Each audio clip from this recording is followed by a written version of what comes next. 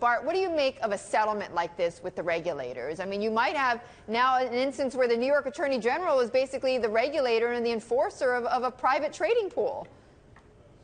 Well, it's good to see that regulators are working together with, both you got the state regulator and the feds in the SEC. I mean, this violation, 17A2 of the Securities Act, really is about integrity of what you're telling your investors, the material misrepresentations that some people make, yes. And that's where these whole cases stem from. And, greater transparency is definitely what we need in these markets all over, in the dark pools in particular, Betty. And greater transparency is something we talked about with Ari Rubinstein, who is one of the founding members of MMI.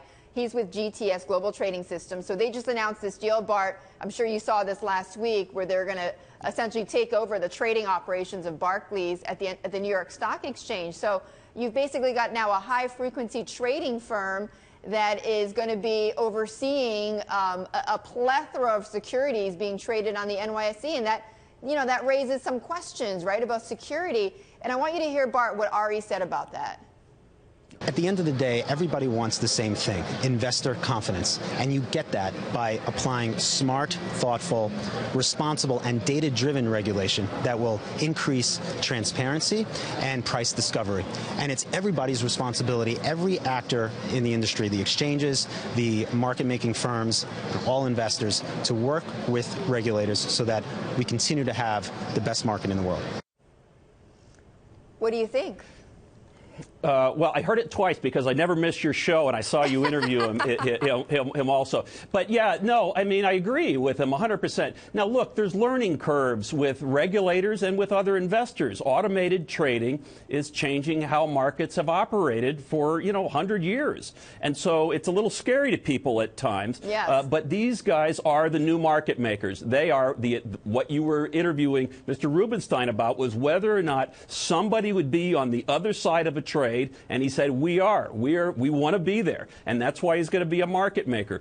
But high-frequency traders, just like other automated traders, they want to be in the market because that's how they make money, but they want to be able to provide liquidity. Provide liquidity equals better price discovery, and that should be better for all investors. So that doesn't mean that regulators don't need to be vigilant. Absolutely they do.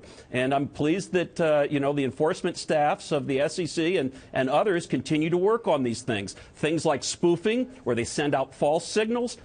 Traders that do that, and it's mainly high-frequency traders, if they do that, they should be called on it. Absolutely. So I feel good, but one thing that people might watch out for, Betty, is tomorrow the Securities and Exchange Commission under Chair Mary Jo White is holding a Market Structure Advisory Committee at 9:30 in the morning. Yeah. And I hope they talk about these issues of dark pools. There's 45 different trading venues that are less transparent than the regular exchanges, like the NYSE and the Chicago Mercantile Exchange. I think those things need to be brought to light of day, and we need to have that discussion about dark pools. And just really quickly, Bart, I mean, I know you've had a change of heart on them. Why? I haven't had a change of heart. I've just changed what I'm working on. So when I was commissioner, my whole thing was people needed to look at automated trading. Nobody seemed to care about it. There wasn't a word about it in Dodd-Frank, Betty. Not one word about automated trading. So I used a lot of hyperbole, and I said they need to be regulated, and if they don't come to the fold, they will be over-regulated. Thankfully, MMI wants to be regulated, but appropriately so. So I can either sit out there and yell, or I can get in and try to help them be appropriately regulated. That's what I'm doing.